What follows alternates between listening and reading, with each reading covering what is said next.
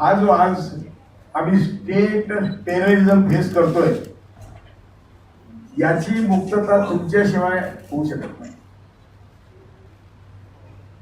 तुम्ही इन्सिस्ट केलं पाहिजे तुमच्या संपादकांना आणि नोकर मालकांना की बाबा आता आता तुम्ही नका कोणाच्या परीक्षेखाली येऊ, आता आम्हाला मदत करू द्या लोकांना. आमचं जे एल्गार परिषद आहे ती मी आणि न्यायमूर्ती सावंत म्हणजे सोल ऑर्गनायझर्स आम्ही दोघंच होतो. आम्ही विचार केला की 1 तारखेला देशभरातले आंबेडकराइट्स आणि बाकी सेक्युलर लोक या भीमा कोरेगावला येतात, त्याचा ऑडियन्स आम्हाला 31 डिसेंबरला मिळाला पाहिजे. आणि आम्ही त्या अगोदरही 4 ऑक्टोबर 2015ला त्या शनिवार वाड्यावरून RSS मुक्त भारतची मागणी केली होती. एवढेच लोक होते त्यावेळेस. न्यायमूर्ती सावंत यांनी गुजरात रिपोर्ट दिलेला आहे आणि त्या गुजरात रिपोर्ट नंतर मोदीला जगाने विसा नाकारलेला आहे. न्यायमूर्ती सावंत आणि कृष्णा अय्यर व्हेरी टॉल जजेस त्यांनी दिला होता.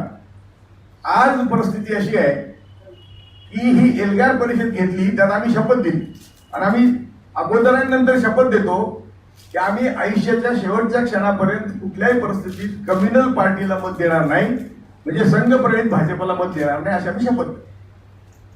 ही शपथ यांना लागली की जेवढे लोक अरेस्ट झाले त्यांचा आणि आमचा सुतराम संबंध आहे. सुतराम उलट ATSचा प्रमुख पहिल्या प्रेस कॉन्फरन्स मध्ये म्हणतो की एल्गार परिषदेचा आणि आम्ही केलेल्या अरेस्टचा संबंध मोदीच्या खुनाशी आहे, एल्गार परिषदेशी नाही. 8 जानेवारीची त्याचा हे आहे प्रेस कॉन्फरन्स आहे. परंतु आज देखील एल्गार परिषदेला जोडली जाते. त्याचं कारण असं आहे की आम्ही त्या शब्दात फिरतोय देशभर. मी तर देशभर फिरतोय की कुठल्या परिस्थितीत कम्युनल फोर्सेस नको. तुम्ही 4 वर्ष बघितले काय झालं ते, आणि त्यातून आम्ही जरा शिकलो की आपण एक प्रयत्न करावा. हे प्रयत्न करत असताना या कोरेगाव संबंधी सध्याचे IG नांगरे पाटील यांनी समिती नेमली होती, शोधन समिती. त्या शोधन समितीने रिपोर्ट दिला की याच्यात कोरेगाव भीमाच्या दंगलीत फक्त जबाबदार धरता येईल ते फक्त एक बोटे आणि बीड. रिपोर्ट आहे तो. रिपोर्ट सरकार मागायला तयार नाही. DIG ने नेमलेली समिती आहे आणि त्या रिपोर्टची कॉपी आमच्याकडे आहे. एक दुसरं असं आहे की हे जे सनातन संस्थेत सध्या बॉम्ब हे निघत आहेत बाहेर, सनातन संस्थेचं फार पूर्वीपासून निघत आहे.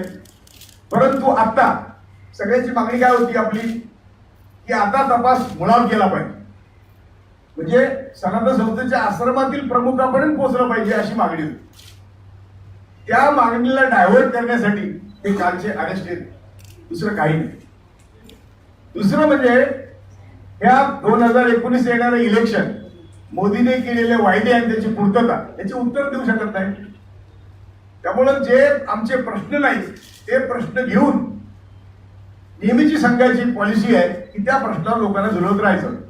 मी तुम्हाला सगळ्या यांचा अभ्यास केल्यानंतर यांचा हिंदूशी काही संबंध नाही, हिंदू धर्माशी काही संबंध नाही. हे उलट हिंदू धर्माचं नुकसान करताय. आम्हाला इथे हा भाषण नाही देत, अजिबात भाषण नाही देत. असं कसं करून चालेल मला.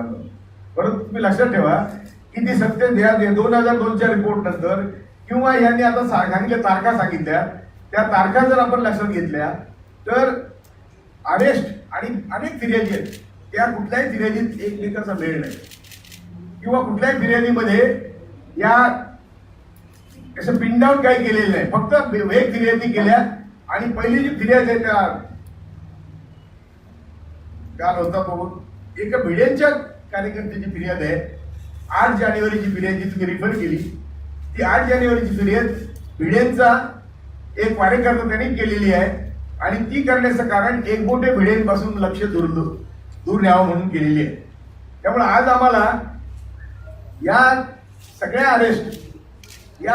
अरेस्ट फक्त आणि फक्त न्यायमूर्ती सावंतांनी मोदी विरुद्ध रिपोर्ट दिलाय. आमचं एल्गार परिषदेत जोडण्याचं कारण फक्त सावंतांना आणि थोडंफार मला बदनाम करणे एवढाच या अरेस्टचा हेतू आहे.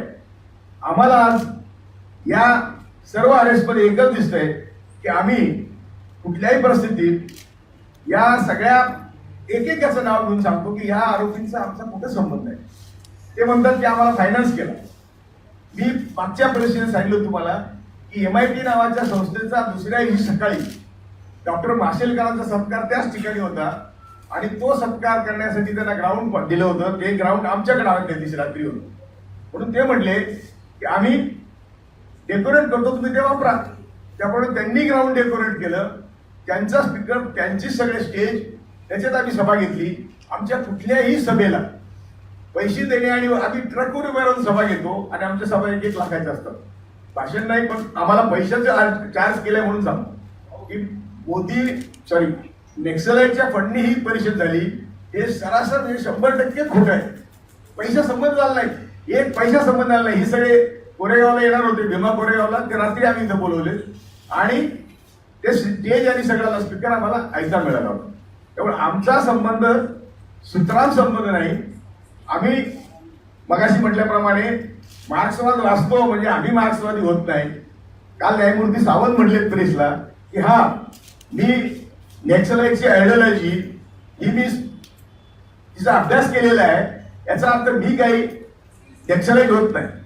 किंवा आज जी ह्या सरकारची संकुचित कल्पना आहे की नॅक्सलाइटची पुस्तकं सापडली किंवा नॅक्सलाइटच्या नावाने काही जे बाकी मटेरियल सापडलं तर ऑफेन्स होतो.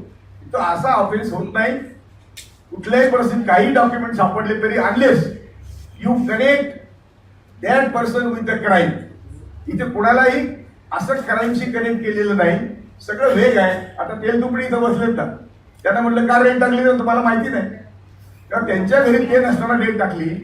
अशीच आता इथे भारद्वाज आहे, अशोक काय त्याचं सुधा भारद्वाज, तिने अर्ज केला होता दिल्लीहून की भिडेला अटक करा म्हणून. त्यांनी सांगितलं की स्वतः एकबोटे म्हणतोय की भिडे इन्व्हॉल्व आहे, मलाच अटक करताय. एकबोटेने सुप्रीम कोर्टापर्यंत बेल दिलं. एकबोटेला सुद्धा अटक केलं ते सुप्रीम कोर्टाच्या प्रेशरमुळे केलं. नाही ते एकबोटेला अटक केलं नसतं. त्याने अँटिसिपेटरी बेल करायची चूक केली आणि ते अँटिसिपेटरी बेल ते फसलं. नाहीतर त्याला अटक झाली नसती. भिडे एकबोटेला सोडण्यासाठी या एल्गार परिषदेला यशस्वी जोडलं जात आहे.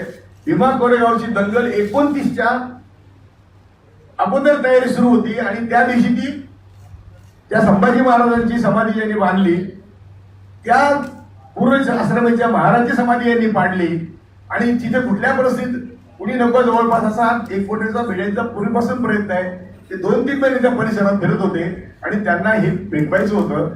1 तारखेला गालबोट लावायचं होतं. ते स्टेट स्पॉन्सर्ड ती दंगल होती कोरेगावची. ती दुसरं कोणी बाहेर येऊन केलेली नाही.